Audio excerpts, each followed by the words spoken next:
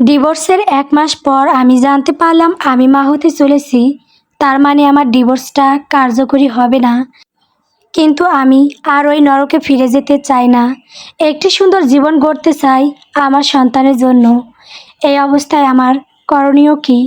বিশিষ্ট আইনজীবী আহসান চৌধুরীর সামনে এক নিঃশ্বাসে কথাগুলো বলল প্রিয়া ইসলাম। আহসান চৌধুরী প্রিয়ার সব কথা মনোযোগ দিয়ে শুনল। কিছুক্ষণ চুপ থেকে তিনি সরাসরি প্রিয়ার দিকে তাকিয়ে বললেন, ধর্মীয় এবং রাষ্ট্রীয় আইন অনুসারে এখন আপনার এই ডিভোর্স আর কার্যকরী নয়। যদি আপনি ডিভোর্স নিতে চান তাহলে সন্তান জন্মদানের পর আবার ডিভোর্স কেস ফাইল করতে পারেন। প্রিয়া শিউরে উঠল। মনে পড়ে গেল বিগত ১ বছরের বিতৃষ্ণাময় জীবন। হাজারো নির্যাতন, আহাজারি এবং গগন ভাটানো চিৎকারগুলো আজও তার কানে ভাসে। অতীতের দোলাচল থেকে বেরিয়ে এসে প্রিয়া ধীর চিনতে বলল, যে কোনো মূল্যেই আমি এই সম্পর্ক থেকে মুক্তি চাই। তার জন্য যা করা লাগে, যত দূর যাওয়া লাগে আমি যাব। আপনি দয়া করে কোনো উপায় বলে দিন। এখন আর কোনো উপায় নেই। আইন অনুযায়ী এখন কোনো অবস্থাতেই ডিভোর্সটা আর কার্যকরী নয়। প্রিয়ার চোখে অশ্রু টইটুম্বর। এত প্রচেষ্টার পর ওই নরক কুণ্ড থেকে মুক্তি পেলেও সে আবার কি সেই নরকেই তাকে ফিরতে হবে? প্রিয়া কিছু সময় নিজের ভাবনাতেই মত্ত রইল। আহসান চৌধুরী কিছুটা বিরক্ত হয়ে বলল, আপনার যদি আর কোনো কিছু জানাত না থাকেন তাহলে আসতে পারেন।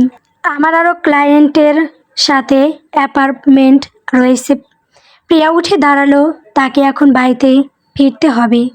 বাড়ি বলতে তার নিজস্ব ফ্ল্যাট। ডিভোর্সের পর শুধু শ্বশুরবাড়ি না, বাবার বাড়িতে থাকার অধিকারও হারিয়েছে প্রিয়া। কারণ তার স্বামী ছিল তারই আপন চাচাতো ভাই। শুধু তাই নয়, তার বাবা পুরোপুরি তার চাচার উপর নির্ভরশীল। তাই তো প্রিয়াকে এতদিন যাবৎ মুখ বুজে সব সইতে হয়েছে। কিন্তু ভাগ্য গুণে উচ্চতর ডিগ্রি পড়াশোনাটুকু শেষ করেছিল সে।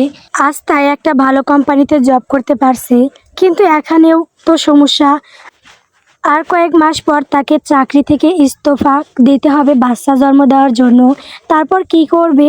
এত ভালো কর্পোরেট জবটা ছেড়ে দিয়ে নতুন জব পাওয়া কঠিন। প্রিয়ার মাথা আর কাজ করছে না। মাঝে মাঝে তার মন বলছে এই বাচ্চাটাকে পৃথিবীতে না আনাই শ্রেয়, কিন্তু তার মাতৃ হৃদয় যে তা মানতে চাইছে না। ফ্ল্যাটে ফিরে এসে চালিয়ে বসে পড়ল প্রিয়া। কাল অফিসে একটা গুরুত্বপূর্ণ ফাইল জমা দিতে হবে। তাই সব চিন্তা ঠেলে ফেলে ফাইল নিয়ে বসে পড়ল। কিছুক্ষণ কাজ করার পরই হঠাৎ তার গা গুলিয়ে উঠল। দ্রুত সে উঠে গিয়ে বেসিনের কাছে গিয়ে বমি উগলে দিল। যা খেয়েছিল সবই যেন বেরিয়ে এলো। প্রিয়ার শরীরটাও অনেক দুর্বল লাগছে। দুর্বল শরীর নিয়ে সে আর কাজ করার এনার্জি পেল না। বিছানায় শুয়ে পড়ল গা এলিয়ে। অতঃপর নিয়ে ফেলল জীবনের চরম কঠিন একটি সিদ্ধান্ত। রায়হান ইসলাম ঢাকার এক শীর্ষস্থানীয় বিজনেসম্যান। অল্প বয়সে বিজনেসে এসে অনেক সাফল্য অর্জন করেছে। বাপ দাদার সামান্য ব্যবসাকে পেশাদারিত্বের সাথে সামলে আজ এক অনন্য উচ্চতায় নিয়ে গেছে সে। আজ দ্রুত অফিস থেকে বাসায় ফিরল সে। বাসায় এসে দেখতে পেল ড্রয়িং রুমে তার মা ও খালা বসে গল্প করছে।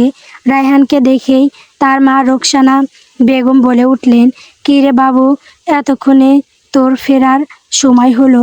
কই ছিলি এত সময় ধরে? আমি তোর জন্য সেই কখন থেকে অপেক্ষা করছি। দেখ তোর খালাও এসেছে। রায়হানের খালা রোকেয়া বেগম রায়হানের দিকে তাকিয়ে মৃদু হেসে বললেন, কেমন আছো রায়হান? জি আছি বলে সে চলে যেতে নিচ্ছিল। কথা বলার আগ্রহ তার নেই, কিন্তু রোকসানা বেগম তাকে থামিয়ে দিয়ে বলল, এত তারা কিসের খালা? এতদিন পর এসেছে, একটু গল্প কর বসে। আমি অনেক টায়ার্ড আম্মু, বিশ্রাম নেওয়ার আরও অনেক সময় পাবি। আগে তোর খালা কি বলছে শুনে যা। অনেক ভালো প্রস্তাব নিয়ে এসেছে তোর খালা। কি প্রস্তাব? তোর বিয়ের প্রস্তাব। বিয়ের প্রস্তাব? হ্যাঁ, রোকেয়ার ছোট মেয়ে রূপার সাথে তোর বিয়ের প্রস্তাব। আমি ভেবে দেখলাম প্রস্তাব মন্দ নয়।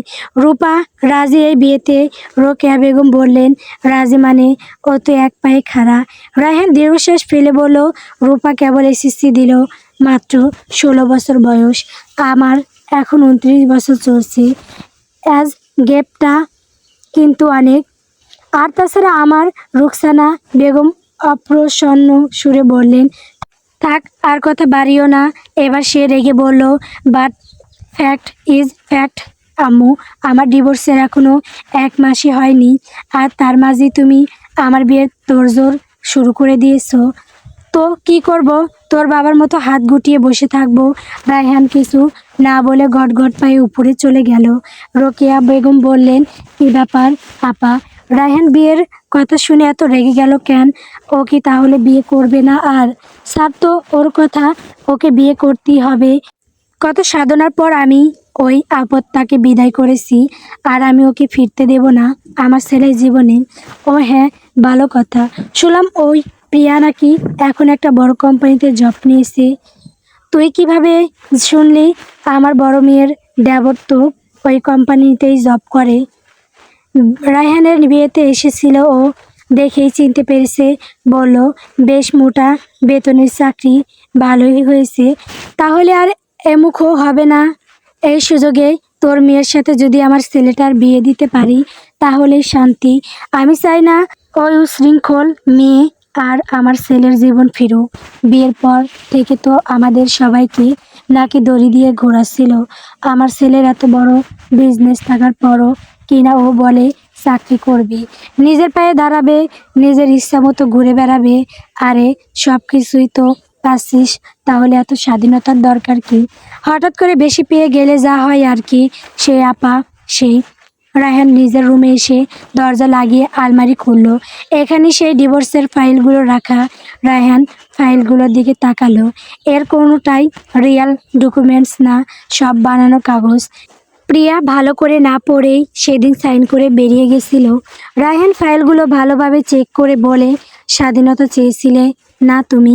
নিজের মতো বাঁচতে চেয়েছিলে, চাকরিতে করতে চেয়েছিলে।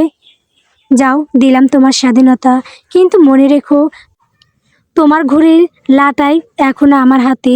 তোমাকে আমার কাছে ফিরতেই হবে। একদিন না একদিন তুমি বুঝবেই, নারীরা শুধু পুরুষের ছায়াতেই সুরক্ষিত। সেদিন তোমায় ফিরতে হবেই। প্রিয়া রাতে ঘুমাতে যাওয়ার প্রস্তুতি নিল। ঘুমাতে যাবার আগে নিজের পেটে হাত বুলিয়ে নিয়ে নিজের গর্বে বাঁচতে থাকা এই নতুন প্রান্তিকে নিয়ে প্রিয়া যথেষ্ট দুশ্চিন্তায় আছে। কোনো রকমে শুয়ে পড়ে সে, ভাবতে থাকে কি করবে।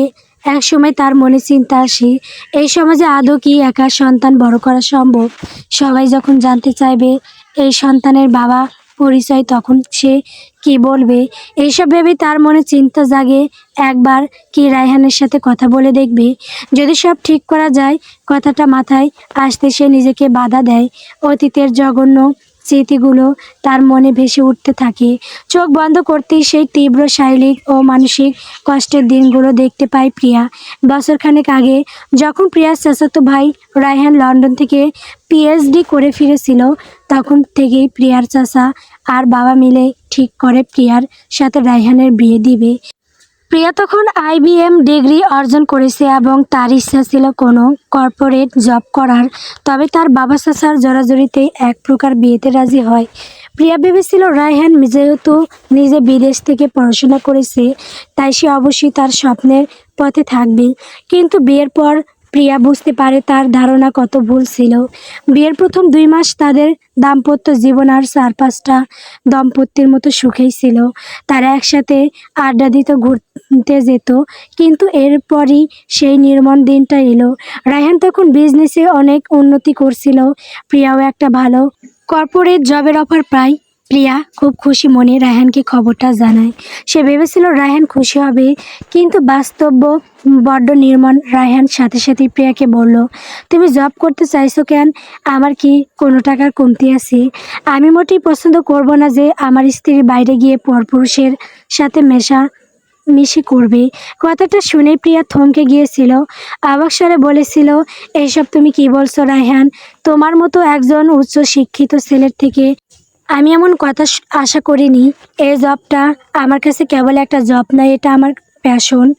তোমার যা যা প্যাশন ঘরে বসে পূরণ করো, বাগান করো, ফটোগ্রাফি করো, যা কিছু করো, কিন্তু কোনো জব করা হবে না। আমি এই জবটা করবই, তুমি আমার ব্যক্তিগত স্বাধীনতায় হস্তক্ষেপ করতে পারো না। রায়হান রাগী স্বরে বলল, আমি তোমার স্বামী হই, আমার অধিকার আছে তোমার ব্যাপারে সিদ্ধান্ত নেওয়ার।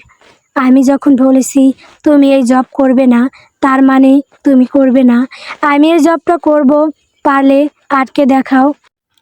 রায়হানের মাথা গরম হয়ে যায়, তার মেল ইগো হার্ড হয় এই কথাটা শুনে। সে প্রিয়াকে দেওয়ালে ঠেসে ধরে বলে, ঠিক আছে, আমিও দেখি তুমি কিভাবে এই জব করো। বলে সে প্রিয়ার হাত ধরে টানতে টানতে রুমে নিয়ে যায়। প্রিয়া বলে উঠে, কি করছো তুমি? রায়হান প্রিয়াকে রুমে নিয়ে গিয়ে বাইরে থেকে দরজা বন্ধ করে বলে, আজ থেকে তোমার বাইরে বেড়ানো সম্পূর্ণ বন্ধ। জব করার খুব শখ না? সব শখ আমি মিটিয়ে দেব। তুমি কি পাগল হয়ে গেছো? আমাকে বের হতে দাও। কিন্তু রায়হান প্রিয়ার কোনো কথা শোনে না। সেদিন সারাদিন এভাবে রুমে বন্ধ করে রাখে প্রিয়া। চিৎকার করতে থাকে বারবার, কাতর অনুরোধ করে দরজা খোলার, কিন্তু রায়হান কোনো কথা শোনে না। পরের দিন সে ব্রেকফাস্ট নিয়ে রুমে প্রবেশ করে। প্রিয়ার কাছে গিয়ে ব্রেকফাস্ট খেতে বললে প্রিয়া জানায়, আমাকে এভাবে বন্দি করে রাখলে আমি খাবো না। এভাবে বেঁচে থাকার কোনো মানে নেই। রায়হান খাবার ঠেসে ধরে প্রিয়ার মুখে জোরপূর্বক তাকে খাইয়ে দেয়। খাবার প্রিয়ার গলায় আটকে যায়, তার দু চোখে জল চলে আসে। সে খাবারের থালাটা উল্টে দিয়ে বলে, তুমি কি মানুষ? রায়হান সাথে সাথে প্রিয়াকে জোরে ঠাস করে থাপ্পড় বসিয়ে দেয়। এই প্রথম সে প্রিয়ার গায়ে হাত তোলে। থাপ্পড়ের জোর এত বেশি ছিল যে প্রিয়ার ঠোঁট ফেটে রক্ত বের হয়। ফর্সা গালে হাতের দাগ লেগে যায়। প্রিয়া পুরো স্তব্ধ হয়ে যায়। এরপর থেকে প্রিয়ার উপর চলতে থাকে অবর্ণনীয় মানসিক ও শারীরিক অত্যাচার। রায়হানের বাবা রাসেল ইসলামের হস্তক্ষেপে প্রিয়া রুমে বন্দি অবস্থা থেকে মুক্তি পেলেও রায়হান তাকে সবসময় নজরে রাখত। প্রিয়াকে নজরবন্দি রাখার জন্য আলাদা লোকও ঠিক করে রেখেছিল সে। প্রিয়া বাড়ির বাইরে কোথাও গেলে সবসময় সিকিউরিটি গার্ড সাথে থাকতো। তার কোনো নিজস্ব স্বাধীনতা ছিল না। রায়হান তাকে স্পষ্ট জানিয়ে দিয়েছিল চাকরির কথা ভুলে যেতে।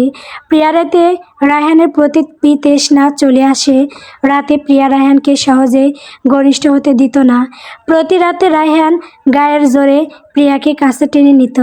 প্রিয়া পিষ্ট হতো শারীরিক ও মানসিক আঘাতে। তার শরীরে থাকা আঁচড় ও কামড়ের দাগ তার দুরবস্থার সাক্ষী হতে থাকে। একসময় তো এমন হলো, রায়হান প্রিয়ার ফোনেও ট্র্যাকার বসিয়ে দেয়। প্রিয়া মানসিক অবস্থায় অবনতি হতে থাকে। প্রিয়াকে তার কোনো ছেলে বন্ধুর সাথে কথা বলতে দেখলে বা কোনো কাজে একদিক ওদিক হলেই রায়হান তার গায়ে হাত তুলত। প্রিয়ার নিজেকে খাঁচায় বন্দির পাখি মনে হতো, তবুও সে এক প্রকার মানিয়ে নিয়েছিল। কিন্তু মাসখানেক আগে যা হলো সেটা তার ধৈর্যের বাঁধ ভেঙে দেয়। রায়হান প্রিয়াকে নিয়ে ঘুরতে গিয়েছিল কক্সবাজারে। সেখানে তারা দুদিন অবস্থান করে একদিন সমুদ্র সৈকতে ঘুরতে গিয়ে রায়হান একটা জরুরি কলে ব্যস্ত হওয়ার প্রিয়া সমুদ্রের কিছুটা কাছে চলে যায়। সেই সময় কয়েকজন তরুণ এসে প্রিয়াকে বলে, আপু, আমাদের একটা গ্রুপ ফটো তুলে দিন না প্লিজ। প্রিয়া ভালো করে তাকিয়ে দেখে এদের বয়স সর্বোচ্চ 17-18 হবে, হয়তো কলেজ স্টুডেন্ট। সবাই বন্ধুরা মিলে ট্যুরে এসেছে। প্রিয়া তাদের গ্রুপ ফটো তুলে দিতে থাকে। একটু পর রায়হান সেখানে চলে আসে। সে এসে প্রিয়াকে বলে, কি করছো এখানে? প্রিয়া থমকে গিয়ে বলে, না মানে ওদের ছবি। রায়হান শান্তভাবে এগিয়ে এসে প্রিয়ার হাত থেকে ফোনটা নিয়ে ছেলেটার হাতে ফোনটা তুলে দেয়। রায়হান যথারীতি শান্তভাবে প্রিয়াকে নিয়ে চলে আসে হোস্টেলে। বাকি কটা দিন স্বাভাবিকভাবেই থাকে, কিন্তু ঢাকায় ফেরার পর হঠাৎ করে একদিন সে প্রিয়াকে বলে, আমার স্ত্রী হয়ে থাকতে হলে তোমায় সব পরপুরুষের থেকে দূরে থাকতে হবে।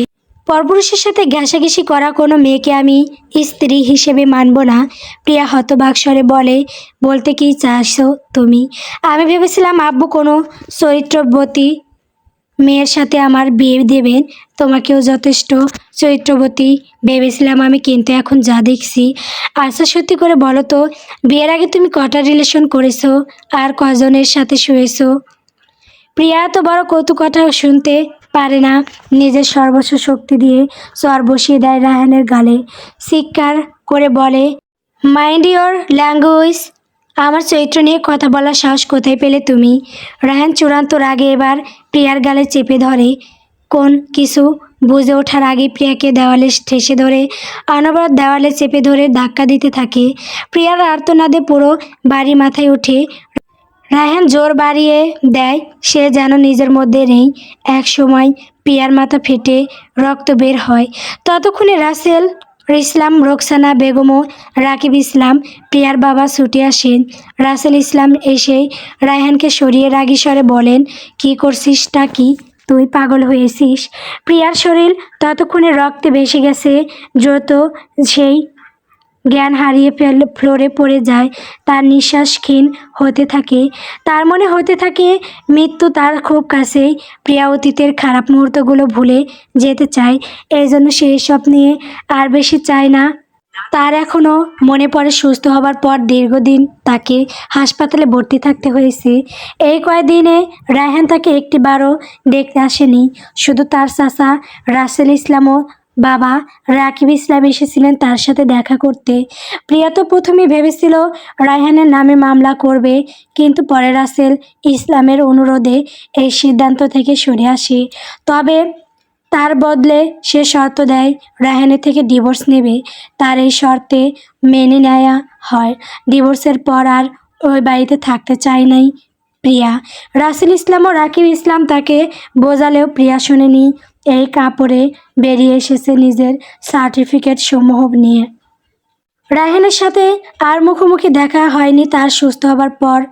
বেরিয়ে আসার পরেই নিজের বন্ধুদের সাহায্যে সে একটা ভালো চাকরি জোগাড় করে নেয়, কারণ তার সব বন্ধু ততদিনে ভালো কর্পোরেট জব করছিল এবং প্রিয়ার সিজিএ অনেক ভালো হওয়ার চাকরি পেতে কোনো অসুবিধা হয় না। কিন্তু বর্তমান সময়ে এই অনাগত সন্তানের ভাবনা প্রিয়াকে শান্তি দিচ্ছে না। প্রিয়া দীর্ঘশ্বাস ফেলে বলে, কী করা উচিত আমার? হে আল্লাহ, তুমি আমায় কোনো পথ দেখাও। পরদিন অফিসে আসে প্রিয়া। যদিও তার শরীরটা ভালো ছিল না, কিন্তু কাজে ফাঁকি দিতে চায়নি সে। অফিসে এসে এক গাদা কাগজ নিয়ে বসে পড়ে। কিছু সময় কাজ করার পর আবারও তার শরীর কিছুটা খারাপ করতে লাগলো, কিন্তু সে কাউকে বুঝতে দিল না। এরই মাঝে তার এক কলিগ শামিমা তার পাশে বসলো। প্রিয়া শামিমাকে দেখেই বলল, আরে শামিমা, কী অবস্থা তোমার? শামিমা বলল, আর অবস্থা, আমার বিয়ের 1 বছর হয়ে গেল। এখন শ্বশুর বাড়ি থেকে বাচ্চা নেওয়ার জন্য চাপ দিচ্ছে। কি করব বুঝতে পারছি না। তুমি কি এখন বাচ্চা নিতে চাও না? আরে পাগল নাকি? কেরিয়ারের এই মধ্যগগনের বাচ্চা নিয়ে কে নিজের পায়ে কুড়াল মারবে? এখন আমাদের জব নেওয়ার বেশি দিন হয়নি। এর মাঝে যদি বাচ্চা হয় তাহলে তো কেরিয়ার পুরো শেষ হয়ে যাবে। আমি তো আরও 2-3 বছর পর বাচ্চা নেওয়ার কথা ভাববো, তার আগে নয়। বলেই শামিমা উঠে চলে যায়। এদিকে প্রিয়া তার বলা কথাগুলোই ভাবতে থাকে। এর মাঝে হঠাৎ করে প্রিয়ার অফিসের বস তাকে তলব করে। প্রিয়া উঠে তার বসের কেবিনের সামনে যায়। কেবিনে বসে আছে এক সুঠামদেহী শুভ্র পুরুষ, নাম তার আরিফ চৌধুরী।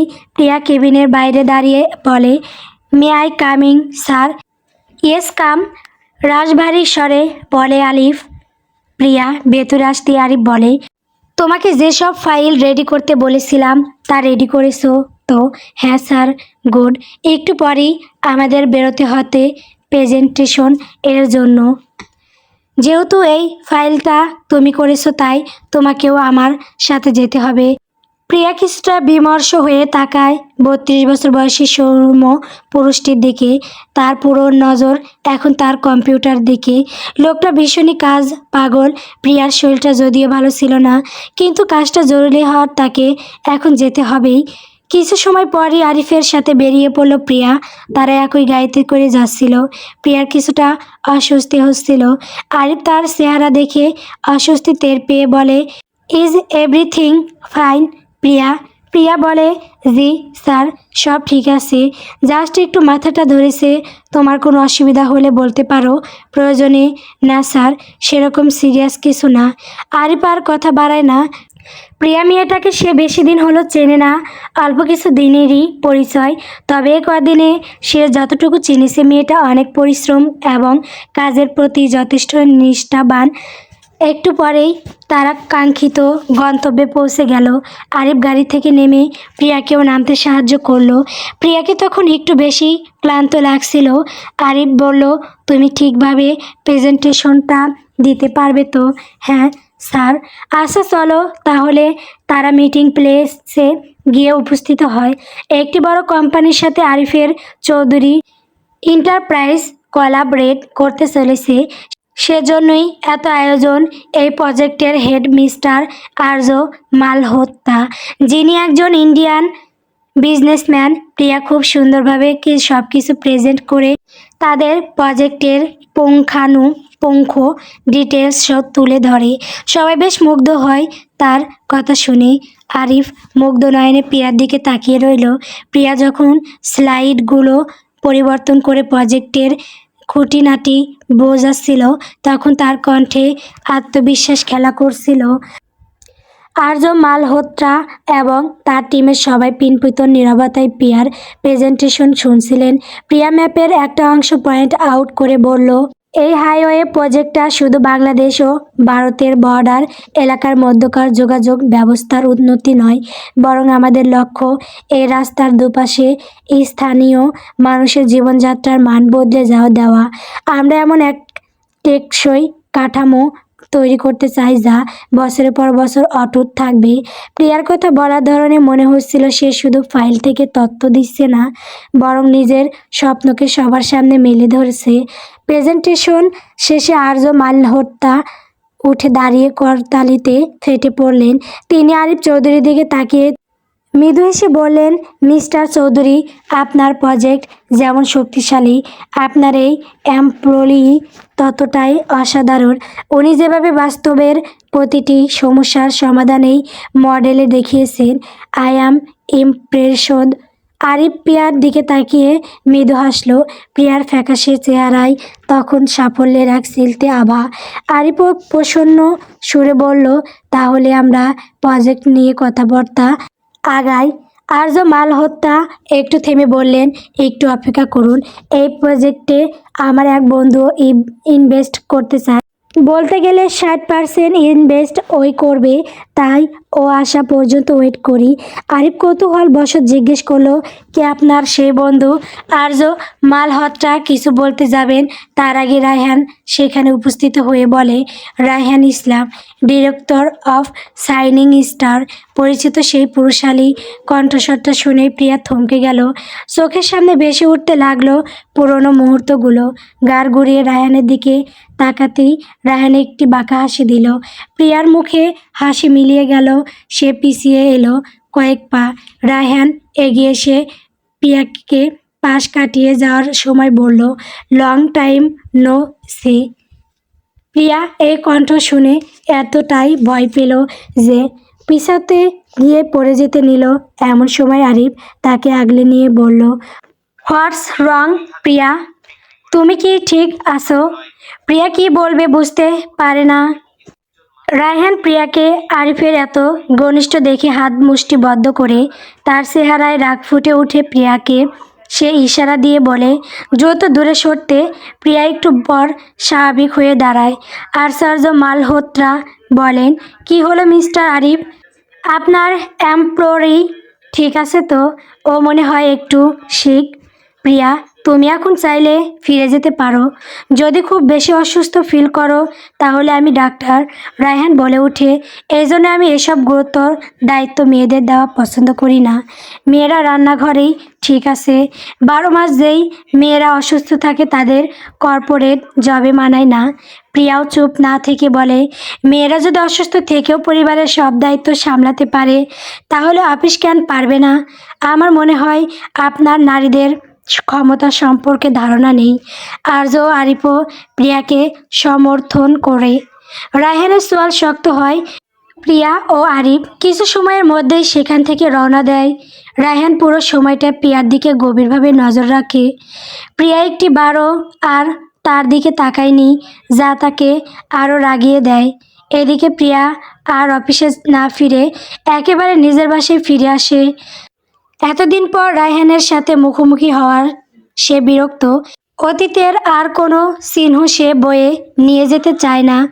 এর মাঝে প্রিয়ার ফোনে একটি ইমেল আসে, যেখানে তাকে জানানো হয় কাল আবার একটি জরুরি মিটিংয়ে তাকে উপস্থিত থাকতে হবে, যেখানে আর্য মালহোত্রা এবং শাইনিং স্টারের ডিরেক্টর রায়হানও উপস্থিত থাকবে। প্রিয়া দীর্ঘশ্বাস ফেলে বলে, যতই অতীতের পিছু ছড়াতে চায় না কেন, অতীত আমার থেকে পিছু ছুটতে চায় না। এই অনাকাঙ্ক্ষিত প্রেগনেন্সি তার উপর। এর মাঝেই প্রিয়ার মাথায় একটা ভয় কাজ করতে থাকে। যদি কোনোভাবে রায়হান তার প্রেগনেন্সির ব্যাপারে জেনে যায় তাহলে কি হবে। প্রিয়া ধপ করে বিছানায় বসে পড়ে, ভাবে আমাকে যে করেই হোক এই কথাটা লুকাতেই হবে। ওই নরকে আমি আর ফিরতে চাই না। তার জন্য যা করতে হয় আমি করব বলেই প্রিয়া হাঁসফাঁস করতে থাকে। নিজের পেটের দিকে তাকিয়ে বলে, এই শিশুকে এত অনিশ্চিত পরিবেশে আমি কিভাবে বড় করব, আমার মাথায় একদম কাজ করছে না। কোথায় যাব আমি, কার আশ্রয়ে বা থাকব। প্রিয়াই সব প্রশ্নের কোনো উত্তর খুঁজে পায় না। ও পরের দিন যথাসময়ে প্রিয়া অফিসে মিটিংয়ে উপস্থিত হয়েছে। আজকে তাদের প্রজেক্টের ব্যাপারে আরও জরুরি কিছু আলোচনা আছে। প্রিয়া এই প্রজেক্টটা লিড করায় তাকে আজ অনেক দখল নিতে হচ্ছে। আর্য মালহোত্রা ইতিমধ্যে উপস্থিত থাকলেও রায়হান এখন আসেনি, যা প্রিয়াকে কিছুটা স্বস্তি দিচ্ছে। সে তো চাচ্ছে যে লোকটা আর না আসে কখনো। ওই লোকের মুখোমুখিও হতে চায় না সে, কিন্তু তার এই স্বস্তি চিরস্থায়ী হলো না। একটু পরেই রায়হান তার চিরচেনা বিদ্রূপান্তক হাসি নিয়ে হাজির হলো। নিজের আসন দখল করেই সে বলতে লাগলো, ট্রাফিক জ্যামের কারণে আসতে একটু দেরি হয়ে গেল। যদি কোনো সমস্যা না হয় প্রজেক্টটা কি আবার শুরু থেকে বোঝানো যাবে। প্রিয়ার চেহারায় বিরক্তির ছাপ স্পষ্ট। এতক্ষণ ধরে তো সে বোঝালো, এখন আবার শুরু করতে হবে। কিন্তু আরিফ চৌধুরী বলে উঠলেন, অবশ্যই প্রিয়া, তুমি আবার শুরু থেকে বোঝাও। অগত্যা প্রিয়াকে বাধ্য হয়ে আবার বোঝাতে হলো শুরু থেকে। প্রিয়া আবারও স্লাইডগুলো চালু করে প্রজেক্টের বাজেট এবং লেবার কস্টের অংশটুকু বোঝাতে শুরু করলো। সে অত্যন্ত পেশাদারিত্বের সাথে প্রতিটি পয়েন্ট তুলে ধরছিল, কিন্তু রায়হান আজ কোমর বেঁধে এসেছে প্রিয়াকে অপদস্থ করতে। প্রিয়া একটি স্লাইড শেষ করতে রায়হান হাত তুলে বাধা দিয়ে বলল, 1 মিনিট। এখানে দেখা যাচ্ছে আপনারা কাঁচামাল পরিবহনের জন্য যে রুট সিলেক্ট করেছেন তাতে খরচ অনেক বেশি পড়ছে। একজন নবীন ইঞ্জিনিয়ারও বুঝবে এটা লস প্রজেক্ট। আপনি কি তবে বাজেট ঠিকমতো মেলাতে পারেননি? প্রিয়া শান্ত স্বরে বলল, মিস্টার রায়হান ইসলাম, আপনি যদি পরবর্তী স্লাইডটা খেয়াল করেন তবে দেখবেন এই রুটে খরচ কিছুটা বেশি হলেও সময় বাঁচবে প্রায় 30%। আর পচনশীল খাদ্য ও কেমিক্যাল পরিবহনের ক্ষেত্রে সময়ের মূল্য অর্থের চেয়েও বেশি। রায়হান দমে না গিয়ে আবার বলল, যুক্তি ভালো, কিন্তু এই যে টেকনিক্যাল মডেলে আপনারা সোলার পাওয়ার গ্রিড ব্যবহার করছেন, বাংলাদেশের আবহাওয়া কি সবসময় এর অনুকূলে? বর্ষাকালে এই প্রজেক্ট তো মুখ থুবড়ে পড়বে। আপনার ফাইল কি শুধু কল্পনা দিয়ে সাজানো? প্রিয়া এবার সরাসরি রায়হানের চোখের দিকে তাকিয়ে ধীর কণ্ঠে বলল, আপনার অভিজ্ঞতির জন্য বলছি, আমরা এখানে হাইব্রিড এনার্জি স্টোরেজ সিস্টেম ব্যবহার করছি। মেঘলা আকাশ বা বৃষ্টির দিনে ব্যাকআপ পাওয়ার হিসেবে ন্যাশনাল গ্রিড স্বয়ংক্রিয়ভাবে কাজ করবে। আমি এখানে কোনো কাল্পনিক গল্প বলতে আসিনি, যথাযথ ডাটা এবং ইঞ্জিনিয়ারিং ক্যালকুলেশন নিয়ে এসেছি। আপনার যদি টেকনিক্যাল টার্ম বুঝতে অসুবিধে হয় আমি কি সহজ করে বুঝিয়ে দেব। প্রিয়ার এমন তুখোড় ও যৌক্তিক জবাবে রায়হান মুহূর্তেই চুপ হয়ে গেল। আরিফ চৌধুরী মুচকি এসে প্রিয়ার দিকে তাকিয়ে গর্বের সাথে মাথা নাড়লেন। আর্য মালহোত্রাও রায়হানের দিকে ফিরে বললেন, রায়হান, প্রিয়া যা বলছে তা একদম সলিড। আমার মনে হয় আমাদের এখন সই করার দিকে আগানো উচিত। রায়হান অপমানে নীল হয়ে রইল, কিন্তু প্রিয়ার অকট্টা যুক্তির সামনে কথা বলার আর কোনো পথ পেল না। আজকের মিটিংয়ে আর্য মালহোত্রা ভীষণ খুশি হলেন এবং আরিফ চৌধুরীর সাথে ডিল প্রায় ফাইনাল করেই ফেললেন। কিন্তু রায়হান এত সহজে হার মানতে রাজি নয়। তার ইগো এই মুহূর্তে এত বেড়ে গেল যে সে নিজের কোম্পানির লাভ বা ক্ষতির হিসাব না করে সরাসরি বলে দিল, আমি এই প্রজেক্টে ইনভেস্ট করব না। আমার মনে হয় না এটা আমার কোম্পানির জন্য লাভজনক হবে বলে। রায়হানের কথাটা যেন পুরো অফিস প্রাঙ্গণে জোর তুলল। আর্য মালহোত্রা অবাক স্বরে বললেন, এটা আপনি কি বলছেন মিস্টার ইসলাম? এরকম যুগান্তকারী একটি প্রজেক্টকে আপনার কাছে লাভজনক মনে হচ্ছে না? রায়হান বলে, আমার ব্যক্তিগত অভিজ্ঞতা বলছে এতে লাভের থেকে ক্ষতির পরিমাণই বেশি হবে। আমি কোনো রিস্ক নিতে চাই না। প্রিয়া একরকম কিছুরই আশঙ্কা করছিল। আরিফ রায়হানকে বোঝাতে চাইলেও রায়হান নিজের জেদেই অটল। সে জানায় এই নিয়ে আর কথা বাড়াতে চায় না। মিস্টার মালহোত্রা, আপনি যদি এই প্রজেক্টে একান্তই অংশ নিতে চান তাহলে অন্য কোনো ইনভেস্টর খুঁজে নিন। আমি এর মাঝে নেই। আর্য মালহোত্রা আরিফ চৌধুরীকে হতাশার সাথে বলেন, এত জলদি নতুন কোনো ইনভেস্টর আমি জোগাড় করতে পারবো না। সরি মিস্টার চৌধুরী, এই প্রজেক্টটা নিয়ে আমরা এগোতে পারবো না। আরিফ চিন্তিত হয়ে চেয়ারে বসে পড়ে। এই প্রজেক্ট নিয়ে সে অনেক আশাবাদী ছিল। ইতিমধ্যে অনেক খরচ করে ফেলেছে এই প্রজেক্টে। এখন এই প্রজেক্ট থমকে গেলে তার বড় লোকসানের মুখোমুখি হতে হবে। এসব ভেবেই তার শ্বাস দ্রুত হতে থাকে। প্রিয়া ব্যাপারটা বুঝতে পেরেই দ্রুত পানি গ্লাস এগিয়ে নিয়ে যায় তার দিকে এবং তাকে নিজ হাতে পানি খাইয়ে দিয়ে বলে, স্যার, আপনি ঠিক আছেন তো? এই দৃশ্য দেখে রায়হানের রাগ মাথায় উঠে সে দ্রুত বেরিয়ে আসে। এদিকে প্রিয়া রায়হানকে যেতে দেখে ভাবে তাকে এবার একটা যোগ্য জবাব দিতেই হবে। এই প্রজেক্টটা তাদের কোম্পানির জন্য অনেক গুরুত্বপূর্ণ। রায়হানের ব্যক্তিগত আক্রোশের জন্য এই প্রজেক্ট নষ্ট হতে দিতে যাবে না। প্রিয়াও রায়হানের পিছু পিছু চলে আসে। রায়হান নিজের গাড়িতে ওঠার আগেই প্রিয়া বলে ওঠে, বিজনেসের জায়গায় নিজের পার্সোনাল গ্র্যাজেস না মেটালেই আপনার হচ্ছিল না। কেন এটা করলেন আপনি? একটা ছোট বাচ্চাও বুঝবে এই প্রজেক্টটা লোকসান নয়, বরং দারুণ লাভ বয়ে আনবে। রায়হান এমনিতেই রেগেছিল। প্রিয়ার এই কথা তাকে আরও রাগিয়ে দেয়। সে এগিয়ে এসে প্রিয়ার মুখোমুখি দাঁড়িয়ে বলে, এখন তোমার মতো একটা মেয়ের থেকে আমায় বিজনেস শিখতে হবে। দেশের অন্যতম সেরা বিজনেসম্যান আমি। বিজনেসটা আমিও ভালো বুঝি, আর তা তো বুঝবেনই। বিজনেস না বুঝলে এই শহরে একা একটা মেয়ে হয়ে কিভাবে টিকে আছে? তা এত ভালো বিজনেসকে শেখালো তোমার ওই আরিফ স্যার। এজন্যই বুঝি জব করতে এত উতলা হয়ে উঠেছিলা?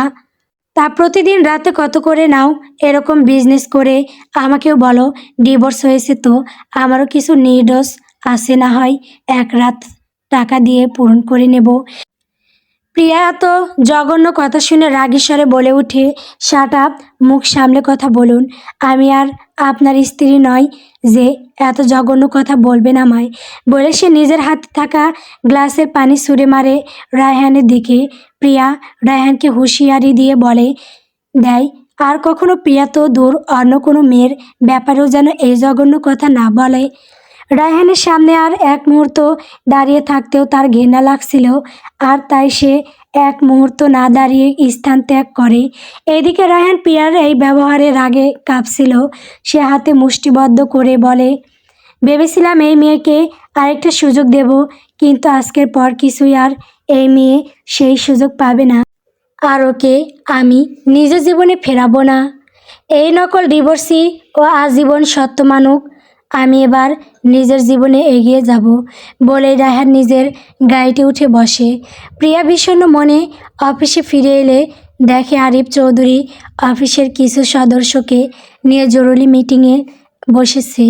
যত নতুন বিজনেস পার্টনার খুঁজতে প্রিয়াও দীর্ঘশ্বাস ফেলে তার কাজে লেগে পড়ে। রায়হানের চিন্তা সে মাথা থেকে ঝেড়ে ফেলে, অতঃপর নিজের পেটে হাত বুলিয়ে বলে, যদি আমার সন্তান এই দুনিয়াতে আনিও তবুও তাকে একা মানুষ করব। ওই জঘন্য লোকটার কোনো ছায়া পড়তে দেব না এই সন্তানের উপর। ওকে কখনো জানতেও দেব না। প্রয়োজনে আমি সব ছেড়ে অনেক দূরে চলে যাব।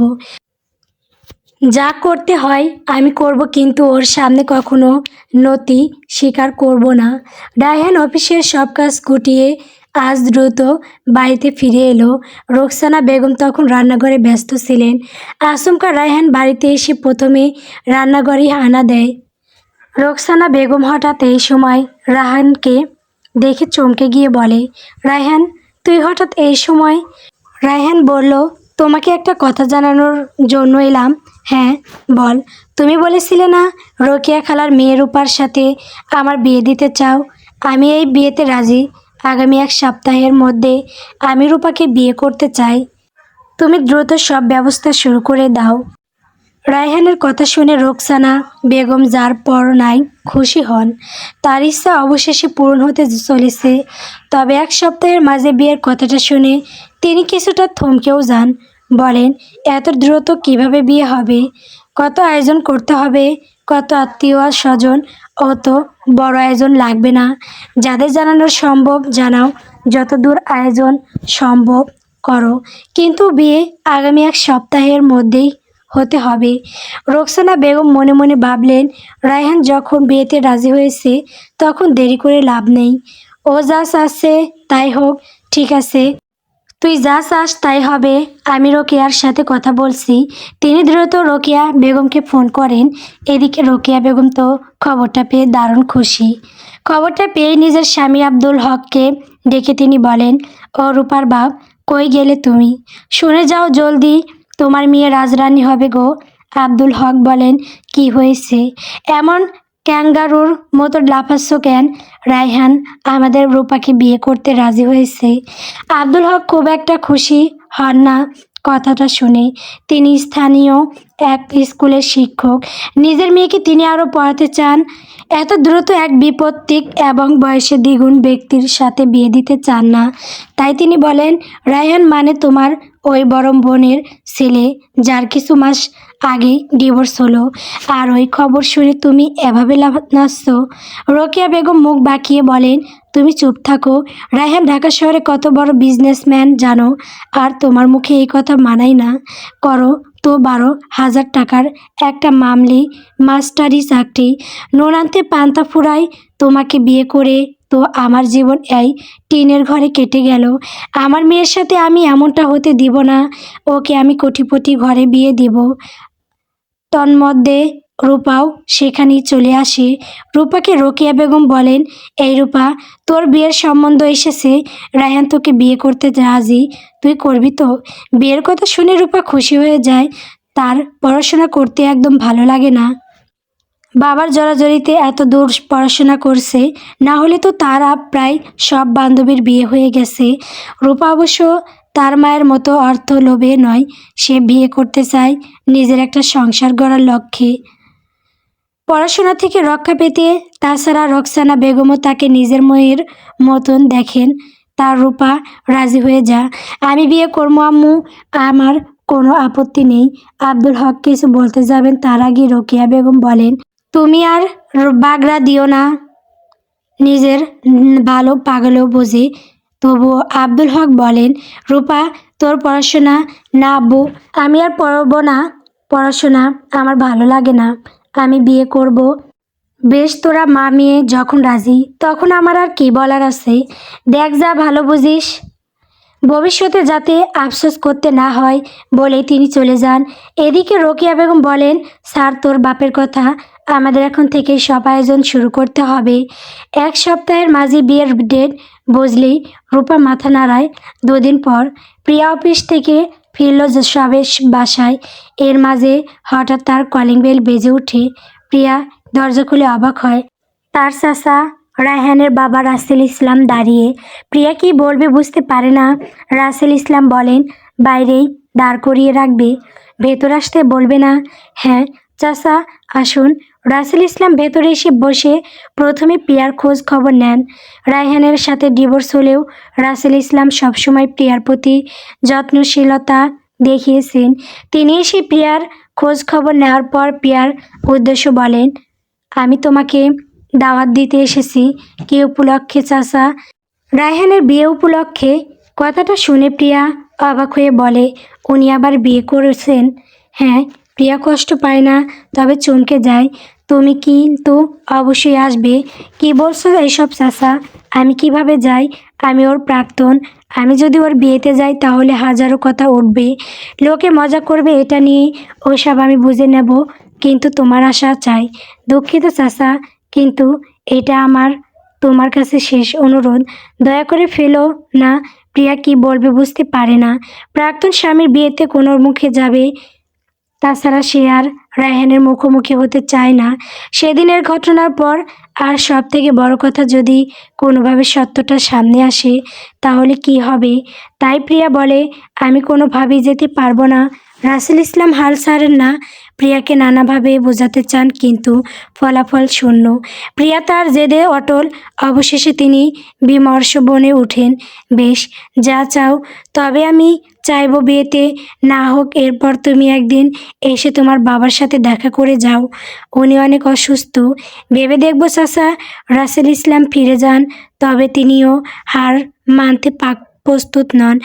রায়হান ও প্রিয়ার যে ডিভোর্স হয়নি সেটা তিনিও জানেন, কারণ তার পরামর্শই ডিভোর্স পেপার নয়, বরং তার বদল প্রিয়ার বাবা রাকিব ইসলামের যা সম্পদ ছিল সেটাই প্রিয়ার সই নিয়ে রায়হানের নামে করে নেওয়া হয়েছে। প্রিয়া সেই সময় মানসিক ও শারীরিকভাবে এতটা বিধ্বস্ত ছিল যে ব্যাপারটা খেয়াল করেনি। রাসেল ইসলাম চান না এই জালিয়াতি ধরা পড়ুক, তাই তিনি কোনো নোংরা চাল চালতে প্রস্তুত হচ্ছেন। রায়হানদের বাড়ি সেজে উঠেছে বিয়ের সাজে। আজ দুদিন পরে রায়হানের সাথে রূপার বিয়ে। ইতিমধ্যে বিয়ের তোড়জোড় শুরু হয়ে গেছে। বাড়ির প্রতিটি কোণা আলোক সজ্জায় সজ্জিত করা হয়েছে, কিন্তু রায়হানের মনে কি সেই আলো পৌঁছেছে? যেদের বশে করা এই বিয়ে কি তাকে সুখী করবে? এটা নিয়ে বিন্দুমাত্র বিচলিত নন তার মা রোকসানা বেগম। তিনি তো শুধুমাত্র লেগে পড়েছেন নিজের ছেলেকে বিয়ে দেওয়ার জন্য। বিয়ে উপলক্ষে আত্মীয় স্বজন, পাড়া প্রতিবেশী সবারই আগমন ঘটেছে। রায়হানের ছোট ভাই রাফিও আজ ফিরল। বয়স তার 23। সে বর্তমানে লন্ডনে পড়াশোনা করে। সেখানে ভবিষ্যতে সেটেল হওয়ার প্ল্যান রাফির। নিজের ভাইয়ের দ্বিতীয় বিয়ের কথা শুনে প্রথমে সে কিছুটা অবাক হয়। ডিভোর্সের এত দ্রুত বিয়ের ব্যাপারটা তারও ভালো লাগে না। তবে সে খুশি রায়হান ও প্রিয়ার ডিভোর্স হওয়ার, কারণ সে প্রিয়ার ব্যাপারে সবটা জানে। রায়হানের ভাই হলেও তার মতাদর্শ একদম ভিন্ন। সে প্রিয়ার কেরিয়ার গড়ার সিদ্ধান্তকেই সমর্থন করে। লন্ডনে বড় হওয়া রাফির চিন্তা চেতনাও সেরকম। রাফিকে দেখেই রোকসানা বেগম খুশি হয়ে ছেলেকে জড়িয়ে ধরে বলেন, কতদিন পর ঘরের ছেলে ঘরে ফিরল। যা বাবা, তুই জলদি গিয়ে বিশ্রাম নে, তোর বড় ভাইয়ের বিয়ে আজ, কত কাজে হাত লাগাতে হবে। রাফি স্পষ্ট বলে দেয়, তুমি আর ড্যাড বারবার করে ডাকলের জন্য আমি দেশে ফিরলাম, না হলে আমার কোনো ইচ্ছা ছিল না। তাই প্লিজ এই নিয়ে আর বেশি কোনো কিছুতে আমার ইনভলভ হতে বলো না। ছেলের এমন কথা শুনে রোকসানা বেগম চুপসে যান। তখনই রায়হান সেখানে চলে এসে রাফিকে দেখে হাসি মুখে বলে, তুই এসেছিস ভাই? রাফি রায়হানের দিকে তাকায়ও না, বেশ অবজ্ঞার সুরে বলে, হ্যাঁ, তোর দ্বিতীয় বিয়ে দেখতে এলাম। আশা করি শীঘ্রই তৃতীয় বিয়েও দাওয়াত পাবো, কারণ তোর যা স্বভাব, কোনো মেয়েই তোর সাথে সংসার করতে চাইবে না। রায়হান রাগে হাত মুষ্টি বদ্ধ করে। রুকসানা বেগম বলেন, সি, বড় ভাইয়ের সাথে কেউ এভাবে কথা বলে? ক্ষমা মাই ফুট, যা সত্য আমি তাই বলেছি। বিদেশে ছিলাম জন্য আমি কিছু জানি না ভেবেছো, সব খবর রাখি আমি। জানি না এবার কোন মেয়ের ভাগ্য নষ্ট করবে তোমার এই ছেলে, জীবন কেন নষ্ট হবে। এবার আমি অনেক ভালো মেয়ে খুঁজে এনেছি। তোদের খালাতো বোন রূপার সাথে বিয়ে হচ্ছে রায়হানের। রাফি কথাটা শুনেই তেতে উঠে বলে, কি রূপা? ও তো সবেমাত্র এসএসসি পাশ করলো বোধ হয়, বয়স এখনো 18 হয়নি, আর তুমি ওর সাথে ভাইয়ার বিয়ে দিচ্ছ? এটা তো বাল্য বিবাহ, কিভাবে এটা হতে দিচ্ছ তোমরা? আরে দূর, অসুবিধা কি? আমিও তো এই বয়সে বিয়ে করেছি, কি সমস্যা তাতে? রাফি উপহাস করে বলে, সমস্যা তো তুমি নিজেই কম বয়সে বিয়ে করেছো জন্যই তুমি ঠিকমতো পড়াশোনা শিখতে পারোনি, আর সেই জন্য জানো না মেয়েদের পড়াশোনার মূল্য কতটা, আর বাল্যবিবাহ কতটা ক্ষতিকর। এর থেকে বড় আর কি ক্ষতি হতে পারে? রাফি, মুখ সামলে কথা বল, ভুলে যাস না আমি তোর মা। বলতে পারছি না জন্যই এত সমস্যা। বলেই রাফি নিজের রুমে চলে যায়। রায়হান রাগী স্বরে বলে, রাফি তো একদম বিগড়ে গেছে আম্মু, তাই তো দেখছি। এই জন্যই ওকে পড়াশোনার জন্য বাইরে পাঠাতে চাইনি। সব দোষ তোর বাবার, ওর জন্যই আমার ছোট ছেলেটা বিগড়ে গেছে। বলেই তিনি হা হুতাশ করতে থাকেন। প্রিয়া অফিস থেকে ফিরে সোশ্যাল মিডিয়ার একটু ঘাটাঘাটি করছিল। এমন সময় তার এক বান্ধবী আমিনা তাকে ফোন করে। প্রিয়া ফোনটা রিসিভ করতেই আমিনা বলে ওঠে, এসব কি শুনছি প্রিয়া? তোর প্রাক্তন স্বামী নাকি দ্বিতীয় বিয়ে করছে? প্রিয়া বিরক্ত হয়ে বলে, শুনেছিসই যদি, তাহলে আমাকে কেন ফোন করেছিস? আর এত রেগে যাচ্ছিস কেন? আমার কথা শোন ভালো করে। তোর স্বামী যদি জীবনে এগিয়ে যায় তাহলে তুই কেন থেমে থাকবি? তুইও দ্বিতীয় বিয়ে কর। এইসব ফালতু কথা বলার জন্য তুই আমায় ফোন করেছিস? ফালতু হবে কেন? তুই তো জানিস আমার ভাইয়াও ডিভোর্স হয়েছে 1 বছর আগে, তার জন্য তোর থেকে ভালো মেয়ে আর পাবো না। কথাটা শোনা মাত্রই প্রিয়া ফোন রেখে দেয়। কথাগুলো তার কানে বাজে থাকতে এরই মাঝে প্রিয়ার ফোন আবার বেজে ওঠে। সে ভাবে আবার আমিনা ফোন করেছে, তাই কেটে দিতে যাবে এমন সময় খেয়াল করে তার চাচা কল করেছে। প্রিয়া ফোনটা রিসিভ করতেই রাসেল ইসলাম বলে ওঠেন, প্রিয়া দ্রুত আমাদের বাড়িতে চলে এসো, রাকিব ভীষণ অসুস্থ, উনি বারবার তোমাকে দেখতে চাইছেন। কি হয়েছে? আব্বুর অবস্থা খুবই খারাপ, জানোই তো অনেক দিন থেকে ওর উচ্চ রক্তচাপ। হাসপাতালে নিয়ে গেছিলাম, ডাক্তাররা চিকিৎসা করলো কিন্তু উন্নতি হলো না অবস্থার, তাই বাসে নিয়ে এলাম। এখন সব কিছু আল্লাহর হাতে, হয়তো ওর হাতে আর বেশি সময় নেই। প্রিয়া কেঁপে উঠল। যত যাই হোক, জন্মদাতা বাবা তো, যদিও প্রিয়ার কঠিন সময় লোকটা বাবার দায়িত্ব পালন করে নি, কিন্তু তবুও প্রিয়া চুপ থাকতে পারে না। এই অবস্থায় সে বলে, আমি এখনই আসছি। এদিকে রাসেল ইসলাম ফোন রেখে দিয়েই রাকিব ইসলামের দিকে তাকিয়ে বলেন, তোমাকে এখন কি করতে হবে তুমি জানো তো? রাকিব বলে, হ্যাঁ ভাইয়া জানি। প্রিয়াকে অসুস্থতার কথা বলে বিয়ে পর্যন্ত এখানে আটকে রাখতে হবে একদম। আর আমি দেখি এই সুযোগে কোনোভাবে বিয়েটা আটকানো যায় নাকি। আমি চাই না আমাদের বংশটা এভাবে সদ্যতা হারাক। আমাদের পরিবারের একটা ঐতিহ্য আছে, এভাবে যাকে তাকে বাড়ির বউ করতে পারি না আমরা। প্রিয়া আমাদের বংশের মেয়ে, ও এ বাড়ির জন্য উপযুক্ত। আমাদের রক্ত কোনোভাবে দূষিত হতে দেব না। আমি জানি রায়হান মুখে যাই বলুক ও প্রিয়াকে পছন্দ করে, তাই যে করেই হোক ওদের আমি এক করব। কিন্তু প্রিয়া কি রাজি হবে? ওদের তো ডিভোর্স। রাসেল ইসলাম ক্ষীণ হাসলেন। রাকিব ইসলামও সত্যটা জানে না, কিন্তু তিনি তো জানেন। তিনি হালকা এসে বলেন, আগে প্রিয়াকে আসতে দাও, ধীরে ধীরে সব জানতে পারবে। আমার উপর ভরসা রাখো, এই বিয়েটা আগে আটকায়, তারপর সব হবে। আচ্ছা। রাফি এসে হাজির হয়ে রূপাদের বাড়ি উদ্দেশ্য রূপার সাথে কথা বলে রূপা বিয়েতে রাজি কিনা জানতে। সে রূপার সাথে দেখা করার আগেই রোকেয়া বেগমের সাথে দেখা হয়।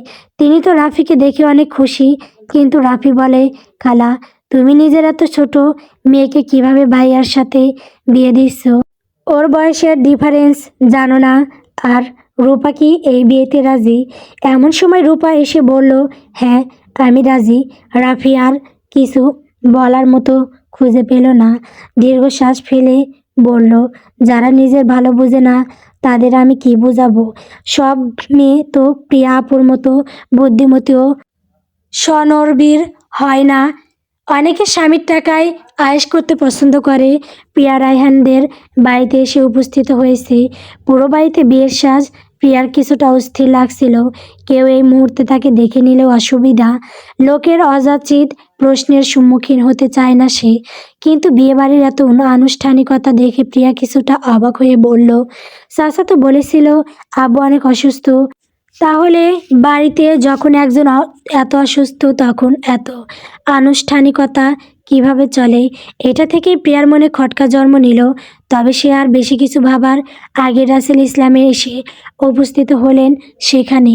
তিনি এসে তাড়াহুড়ো করে বলেন, প্রিয়া এসেছো তুমি? চলো জলদি, তোমার বাবাকে একবার দেখবে চলো। প্রিয়া তখন রাসেল ইসলামের সাথে মিলে তার বাবাকে দেখতে যায়।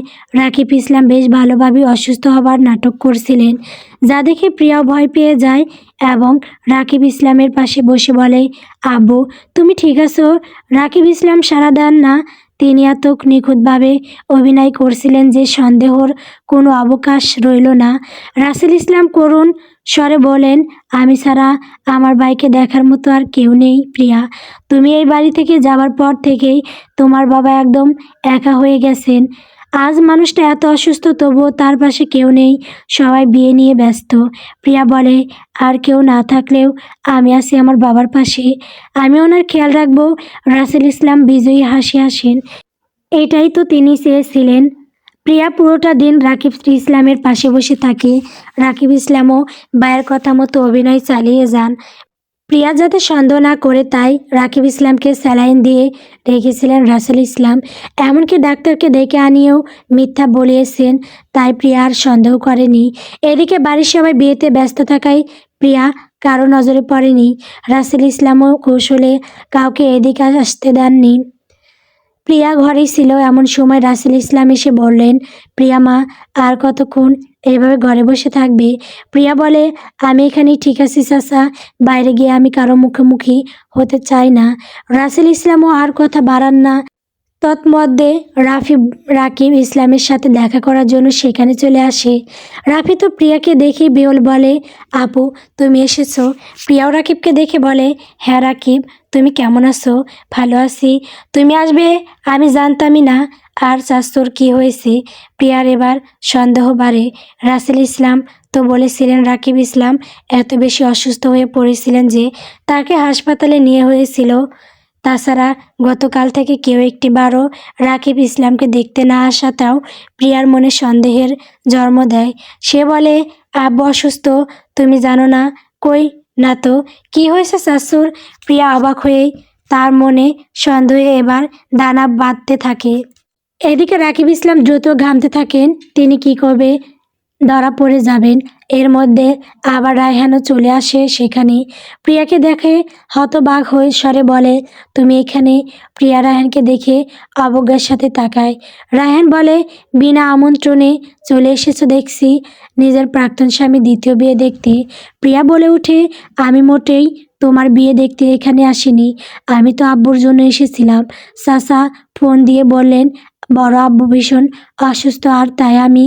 কি চাচা অসুস্থ? চাচা তো তাই বলেছিলেন যে আব্বু নাকি এতটাই অসুস্থ যে তার জীবন মৃত্যু নিয়ে টানাটানি চলছে। যদিও এখন তোমাদের সবার অভিব্যক্তি দেখে আমার এতটা সত্য বলে মনে হচ্ছে না। বলে সে রাকিব ইসলামের পাশে বসে বলে, তুমি কি সত্যি অসুস্থ আব্বু, নাকি নাটক করলে আমার সাথে? রাসেল ইসলাম সেই মুহূর্তে সেখানে চলে এসে বলেন, রাকিব একদম সুস্থ আছে, আমার কথায় ও অসুস্থ হবার নাটক করেছিল। প্রিয়া হতবাক স্বরে বলল, সি চাচা, আপনার এত নোংরা চাল চাললেন? রাকিব ইসলাম উঠে বসে বললেন, তোর চাচাকে বল বুঝিস না, উনি যা করেছেন ভালোই জন্য। তুমি চুপ করো আব্বু, আজ তুমি আমার বিশ্বাস চিরতরে হারালে। নিজের মেয়ের সাথে এত নোংরা নাটক করতে তুমি দুইবারও ভাবলে না। আজ থেকে তোমার সাথে আমার আর কোনো সম্পর্ক নেই। আর কখনো আমি এ বাড়িতে আসবো না। বলেই প্রিয়া বাড়ি থেকে বের হতে যায়। রাসেল ইসলাম তাকে বাধা দিয়ে বলেন, প্রিয়া শোন আমার কথা। কিন্তু প্রিয়া অনেক বেশি উত্তেজিত হয়ে গেছিল এই বিশ্বাসঘাতকতায়। সে দ্রুত চলে যেতে নেয়। এমন সময় হঠাৎ তার মাথা ঘুরে ওঠে এবং সে জ্ঞান হারিয়ে পড়ে যেতে নেয়। এমন সময় রায়হান তাকে ধরে ফেলে, বলে, প্রিয়া তুমি ঠিক আছো? প্রিয়া সাড়া দেয় না। রাসেল ইসলাম ও রাকিব দুশ্চিন্তাগ্রস্ত হয়ে ওঠে। রাসেল ইসলাম দ্রুত একজন ডাক্তারকে ডেকে পাঠান। রায়হান প্রিয়াকে কোলে করে বিছানায় শুয়ে দেয়। এর মাঝে রুকসানা বেগম সেখানেও চলে এসে বলেন, তুই এখানে কি করছিস রায়হান? এদিকে তোর গায়ে হলুদ সে খেয়াল আছে? রায়হান বলে, তুমি যাও, আমি আসছি। রুকসানা বেগম প্রিয়াকে দেখে রেগে বলে, এই মেয়ে কি করছে এখানে? রাসেল ইসলাম বলেন, আমার ভাইজি আমার বাড়িতে কি করছে তার কৈফিয়ত তোমায় দিতে হবে না। রুকসানা বেগম বলেন, তোমার উদ্দেশ্য আমি জানি না ভেবেছো তুমি তোমার এই উচ্ছৃঙ্খল ভাইজিকে আবার আমার ছেলের গলায় জড়াতে চাও, কিন্তু সেটা আর হবে না। আজকেই আমার ছেলে তার নতুন জীবন শুরু করবে। বলেই তিনি চলে যান। রায়হান ও প্রিয়ার উপর রেগে থাকায় বেশিক্ষণ না থেকে চলে যায়, যদিও তার প্রিয়ার জন্য চিন্তা হচ্ছিল। এদিকে প্রিয়াকে দেখে রুকসানা বেগম এত ভয় পেয়ে যান যে দ্রুত বিয়েটা করিয়ে দিতে চান। এই জন্য তিনি রোকেয়া বেগমকে ফোন করে বলেন, দ্রুত রূপাকে নিয়ে চলে যায় আমাদের বাড়িতে। রাত পর্যন্ত আর অপেক্ষা করা যাবে না। আমি কাজে ডেকে পাঠাচ্ছি। যত দ্রুত সম্ভব রূপাকে আমি রায়হানের বউ করে ঘরে তুলব। 1 ঘন্টা পর রায়হান বলে ওঠে, এসব কি ছেলে মানুষই করছো আম্মু? গায়ে হলুদ বাতিল মানে? আমি কাজে দেখে পাঠিয়েছি। রূপারাও এলো বলে এখনই এই মুহূর্তে আমি তোদের বিয়ে দেব, না হলে আমার কোনো শান্তি নেই। এত তাড়াহুড়োর কি আছে? আমি তো নিজ উদ্যোগে বিয়ে করছি। তন্মধ্যে রূপাকে নিয়ে চলে আসেন রোকেয়া বেগম। কাজী সাহেবও চলে আসেন। বাড়িতে অনেক আত্মীয় উপস্থিত ছিল। রোকেয়া বেগমও তার নিতান্ত নিয়ে হাজির হয়েছেন। রুকসানা বেগম দ্রুত বিয়ের আনুষ্ঠানিকতা শুরু করতে বলেন। তার জেদের কাছে সবাই হার মানে। রায়হান ও রূপাকে সামনাসামনি বসানো হয়। রায়হানের এই মুহূর্তে কেন জানি মনে মানছে না। সে বারবার চাইছিল প্রিয়ার কী অবস্থা তার খোঁজ নিতে, কিন্তু তার ইগো তাকে বাধা দিচ্ছিল। কাজী সাহেব রায়হানের উদ্দেশ্যে বলেন, তুমি কি এই বিয়েটা কবুল করে নিছো? রায়হান অনেকক্ষণ চুপ থাকে। কাজী সাহেব তাকে আরেকবার প্রশ্ন করেন। রায়হান চুপ। রোকসানা বেগম উত্তেজিত হয়ে বলেন, কবুল বল রায়হান। রায়হান নানান চিন্তা শেষে কবুল বলতে নেবে। এমন সময় রাসেল ইসলাম সেখানে উপস্থিত হয়ে বলেন, কবুল বলিস না রায়হান, প্রিয়া প্রেগনেন্ট। ও তোর বাচ্চার মা হতে চলেছে। পুরো কথাটা যেন বিস্ফোরণ হয়ে সেখানে। রায়হান সাথে সাথে উঠে দাঁড়িয়ে অস্ফুট স্বরে বলে, আমার সন্তানের মা। প্রিয়ার প্রেগনেন্সির কথা শুনে রায়হান অবাক হয়ে গেল। তার মুখের অভিব্যক্তি পুরো বদলে গেল। সে বলে উঠল, এটা তুমি কি বলছো আব্বু? রাসেল ইসলাম বলেন, হ্যাঁ রায়হান, আমি একদম ঠিক বলছি। ডাক্তার প্রিয়াকে চেক করে জানালেন ও প্রেগনেন্ট। রায়হান সাথে সাথে বিয়ের আসর থেকে উঠে দাঁড়ায়। সে বলে উঠে, আমি প্রিয়ার সাথে দেখা করবো এক্ষুনি। বলে সে উঠে দাঁড়ায়। রোকসানা বেগম তার সামনে এসে আটকাতে চায়, কিন্তু রায়হান কোনো কথা না শুনেই চলে যায়। এদিকে রূপা হতবাক হয়ে বসে থাকে। উপস্থিত সবাই নানান কথা বলতে থাকে। রায়হান প্রিয়ার কক্ষে উপস্থিত হয়। প্রিয়ার জ্ঞানও ততক্ষণে ফিরেছে। সে উঠে বসতেই রায়হান বলে উঠে, এটা কি সত্যি প্রিয়া? তুমি প্রেগনেন্ট? আমার সন্তান আসতে চলেছে এই দুনিয়ায়। প্রিয়ার মুখে আদার নেমে এলো। সে যেই সত্যটা লুকাতে চেয়েছিল সেটাই আজ সবার সামনে চলে এলো। প্রিয়াটা মোটেই ভালোভাবে নিল না। সে কিছুতেই আর রায়হানের জীবনে ফিরতে চায় না। সে দৃঢ় কণ্ঠে বলল, আপনার না, এই সন্তান শুধু আর শুধুমাত্র আমার। আপনার ওর ওপর কোনো অধিকার নেই। প্রিয়া উঠে দাঁড়ায়। রায়হান বলে, অধিকার নেই মানে কি? আমি তোমার স্বামী। তোমার গর্ভে বেড়ে ওঠা সন্তানের জন্মদাতা আমি। আর তুমি বলছো আমার কোনো অধিকার নেই? আমি ওর বাবা হই গায়ের জোরে। আপনি আমার সন্তানের অধিকার ছিনিয়ে নিতে পারবেন না। ভুলে যাবেন না আপনার সাথে আমার ডিভোর্স হয়ে গেছে। এই সন্তানটা জন্ম নিলেই আমাদের ডিভোর্স কার্যকর হয়ে যাবে। তারপর আপনার এবং আমার পথ সম্পূর্ণ আলাদা। আপনার মতো একজন সাইকোকে আমি কিছুতেই আমার সন্তানের দায়িত্ব নিতে দেব না। প্রিয়া, আমি নিজেকে যথেষ্ট শান্ত রাখতে চাইছি। তুমি আমার ধৈর্যের পরীক্ষা নিও না। আমার তোমার সাথে জরুরি কিছু কথা আছে। আমার আপনার সাথে কোনো কথা নেই বলেই প্রিয়া গটগট পায়ে হেঁটে চলে যায়। রায়হান তাকে আটকাতে চাইলে প্রিয়া স্পষ্ট বলে দেয়, don't dare to touch me. আমাকে টাচ করার কোনো অধিকার আপনার নেই বলেই সে স্থান ত্যাগ করে। রায়হান তার পিছু পিছু যেতে নেয়।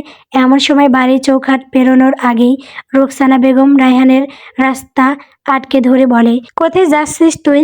বোধ বুদ্ধি কি সব লোপ পেয়েছে? আজ তোর বিয়ে আর তুই তোর প্রাক্তন স্ত্রীর পেছনে ছুটছিস? আম্মু, আমার পথ ছাড়ো, আমাকে যেতে হবে। কোথাও যাবি না তুই, রূপাকে বিয়েটা করে নে। ভুলে যা প্রিয়াকে। আমি রূপাকে বিয়ে করব না, আমি প্রিয়াকে ফিরিয়ে আনবো। তুই কি পাগল হয়েছিস রায়হান?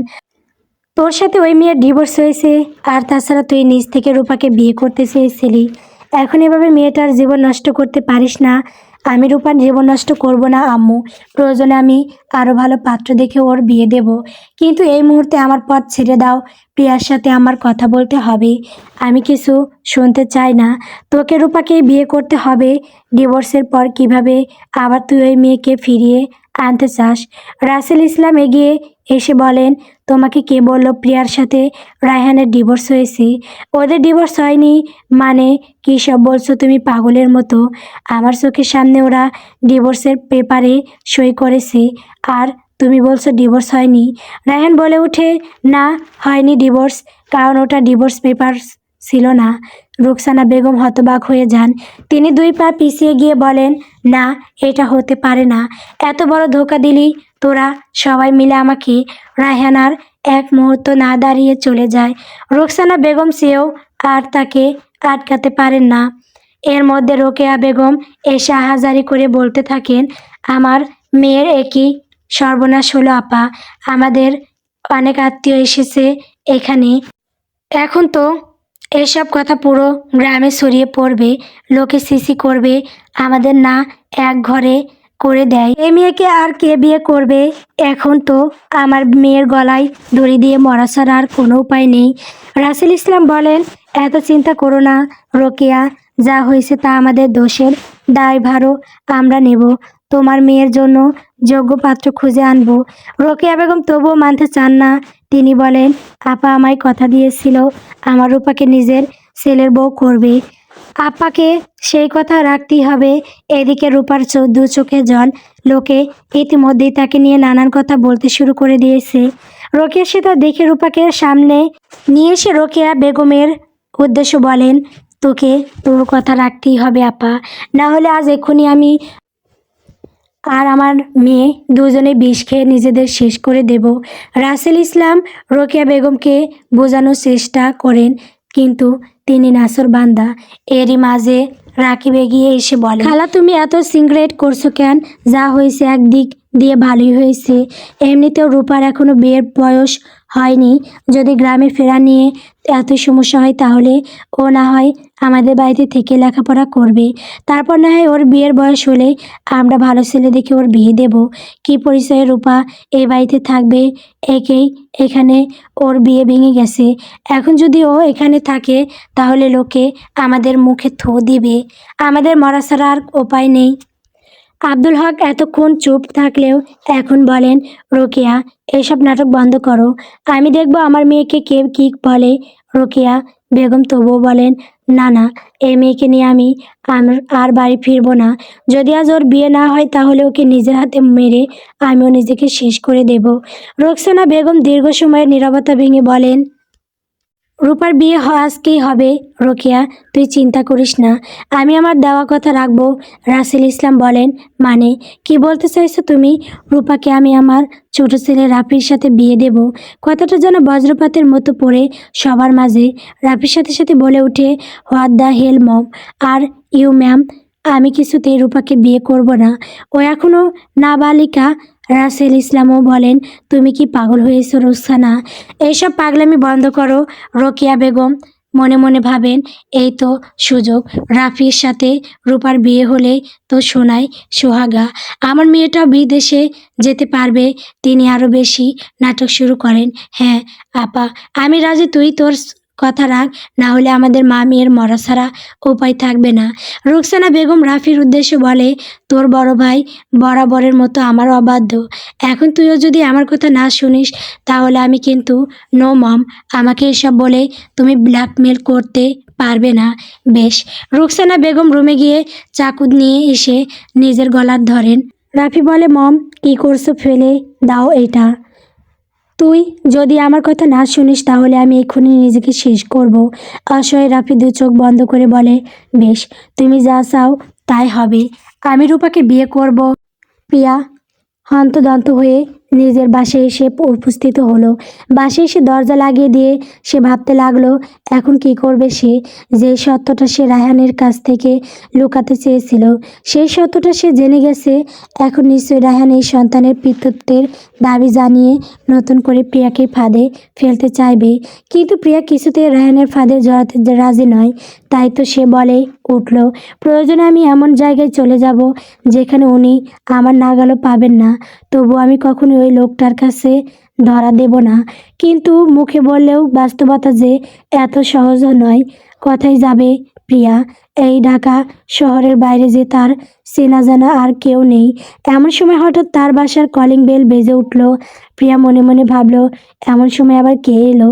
রায়হান নয় তো? যদি রায়হান, তো তার বাসায় ঠিকানা জানে না, কিন্তু রাসেল ইসলাম যদি জানিয়ে দেয়। প্রিয়া ভয়ে ভয়ে গিয়ে দরজার পাশে দাঁড়ালো, সাহস করে বলল, কে? বাইরে থেকে আওয়াজ এলো, প্রিয়া, আমি। স্যার আপনি? প্রিয়া দরজাটা খুলল, তার সামনে আরিফ দাঁড়িয়ে। প্রিয়া আরিফকে দেখে অনেক বেশি অবাক। আরিফ প্রিয়াকে জানালো, নিশ্চয়ই তোমাকে চমকে দিলাম। হ্যাঁ মানে, আমি খুব জরুরি একটা কাজে এসেছি। কাল তো তুমি অফিসেও গেলে না, তোমাকে ফোনেও পাওয়া যাচ্ছিল না, তাই আমি তোমার খোঁজ নিতে চলে এলাম। প্রিয়া দীর্ঘশ্বাস ফেলল। ভেতরে আসুন স্যার। আরিফ ভেতরে এসে সোফায় বসে বলে, এদিক দিয়েই যাচ্ছিলাম, তাই ভাবলাম তোমার সাথে দেখা করে যাই। তো যেটা বলার জন্য আসা, আমাদের কোম্পানির প্রজেক্টটার জন্য নতুন একজন অংশীদার পেয়েছি।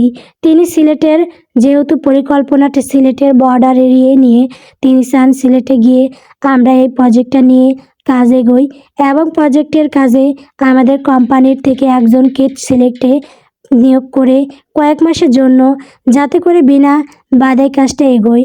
আমি তো শুরুতে চিন্তায় ছিলাম যে কাকে সিলেটে পাঠাবো, কিন্তু তারপর আমার পিয়ের কাছে শুনলাম তুমি নাকি কিছুদিন আগে ঢাকার বাইরে কোনো প্রজেক্টে অংশ নিতে চাইছিলে, তাই তোমার সাথে দেখা করতে এলাম।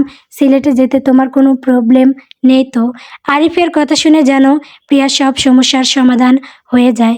সেভাবে এই উসিলায় তার বড় সমস্যাটির সমাধান হয়ে গেল। প্রিয়া হাসি মুখে বলল, না স্যার, আমি সিলেটে যেতে প্রস্তুত, যত তাড়াতাড়ি সম্ভব যেতে চাই। আমি এক্ষুনি সিলেটে উদ্দেশ্য রওনা দেব, তুমি চাইলে আমার সাথে যেতে পারো। প্রিয়া একটু অস্বস্তি হয়, হাজারো হোক সে একটা মেয়ে, এভাবে একজন পুরুষের সাথে এত দূরে যাবে এটা ভাবতেও কেমন জানি লাগছে। আরিফ প্রিয়ার অস্বস্তি বুঝতে পেরে বলে, চিন্তা করো না, আমার মিসেসও যাচ্ছেন, উনি বাইরে গাড়িতেই অপেক্ষা করছেন। আসলে হঠাৎ করে সব ঠিক হয়ে গেল, তাই আমি প্রস্তুত স্যার। প্রিয়া এবার শান্তির নিঃশ্বাস নিল। এই ঢাকা শহর ত্যাগ করলে রায়হান আর তার নাগাল পাবে না। রায়হান রাসেল ইসলামের দেওয়া ঠিকানা অনুযায়ী চলে আসলো প্রিয়ার ফ্ল্যাটে। সে ভাবলো প্রিয়ার সাথে কথা বলে একটা সমঝোতায় আসবে, কিন্তু এখানে এসে ফ্ল্যাট তালা ঝোলানো দেখে রায়হান অবাক হলো। আবু তো এই ঠিকানায় দিয়েছিল, কিন্তু এখানে তো তালা দেওয়া। রায়হান প্রিয়ার ফোনে কল লাগায়, ফোন নট রিচেবল বলছে। রায়হান হতাশায় নিজের হাতে থাকা ফোন ছুঁড়ে মারে। তুমি আবার কোথায় চলে গেলে প্রিয়া? এভাবে আমার সন্তানকে তুমি আমার থেকে দূরে নিয়ে যেতে পারো না। রায়হান ছটফট করতে থাকে। সে তো চেয়েছিল সন্তানের খাতিরে প্রিয়ার সাথে কথা বলে সব কিছু ঠিক করতে। রায়হান জানে সে অনেক রাগী, রেগে গেলে নিজেকে সামলাতে পারে না, কিন্তু সে চেয়েছিল নিজের এই রাগটাকে নিয়ন্ত্রণ করতে, নিজের সন্তানের খাতিরে হলেও নিজেকে বদলানোর। কিন্তু প্রিয়া তাকে সেই সুযোগটাই দিল না। রায়হান বলল, না, এত সহজে আমি আর হার মানব না। তুমি যেখানে যাও না কেন, তোমাকে আমি খুঁজে বের করে নিজের কাছে ফিরিয়ে আনবই। রাফি রওকসানা বেগমকে সান্ত্বনা করলেও সে রূপাকে বিয়ে করা নিয়ে এখনও নিশ্চিত নয়। সে আলাদা করে রূপাকে ডেকে নিয়ে বলল, শুনে রেখো রূপা, আমি তোমাকে বিয়ে করতে রাজি হলেও আমাদের মাঝে কোনো স্বাভাবিক স্বামী স্ত্রী সম্পর্ক কখনোই হবে না। আমি তোমার সব দায়িত্ব নিলেও আমার কাছ থেকে কখনো স্বামীর অধিকার আশা করো না। আমার জীবনে অন্য একজন আছে, তোমাকে নিজের পায়ে দাঁড় করিয়ে আমি তোমার মুক্তি দিয়ে আমার ভালোবাসার মানুষের কাছে ফিরে যাব। রূপার দু চোখে জল চলে এলো। নিজের মায়ের জেদের ফলে তাকে কোনো অনিশ্চয়তার মধ্যে পড়তে হলো। রূপা কিছু বলতে পারলো না। রাফি চলে যেতেই সে রোকেয়া বেগমের কাছে গিয়ে বলল, আম্মু, এই বিয়েটা কি আমায় করতেই হবে? অন্য কোনো উপায় নেই? চুপ কর বোকা মেয়ে, আমি যা করছি তোর ভালোর জন্য কিন্তু কোনো কিন্তু নয়। রূপা অসহায়ভাবে বিয়ের পিঁড়িতে বসলো। রাফি অনিচ্ছা সত্ত্বেও রূপাকে বিয়ে করে নিল। কিন্তু রূপা জানে রাফি কখনো তাকে স্ত্রীর মর্যাদা দেবে না। তার জীবনে থাকা মেয়েটাকেই হয়তো বা এক সময় আপন করে নেবে, আর রূপার স্থান তখন আর তার জীবনে হবে না। এই প্রথম রূপা তার বাবার কথার মর্ম বুঝতে পারল, আর তার মনে নিজের একটা শক্ত অবস্থান তৈরির জেদ চাপলো, যাতে আর কারো উপর নির্ভর করতে না হয়। সিলেটে পা রাখলো প্রিয়া। এখানে এসে যেন তার একটা নতুন জীবন শুরু হলো। প্রিয়া স্বগতোক্তি করে বলল, আমি আর ঢাকা শহরে ফিরবো না, এখানে নতুনভাবে জীবন শুরু করব। প্রিয়া কাজে অনেক বেশি ডুবে গেল, প্রজেক্টের কাজগুলো বুঝে নিতে লাগলো। এমন সময় হঠাৎ করে কেউ একজন পিছন থেকে তার পিঠে স্পষ্ট করে বলে, প্রিয়া তুই। প্রিয়া পিছন ফিরে তাকিয়ে অবাক হয়ে যায়। তার সামনে দাঁড়িয়ে আছে রাফসান সিদ্দিকী, তার কলেজ জীবনের বন্ধু। প্রিয়া বলে উঠে, রাফসান, তুই এখানে? তুই এই প্রজেক্টের জন্য এসেছিস নাকি ঢাকা থেকে? হ্যাঁ, কিন্তু তুই গ্রেট, আমি তো এই প্রজেক্টে ইনভেস্ট করছি। প্রিয়া আরও বেশি অবাক হলো।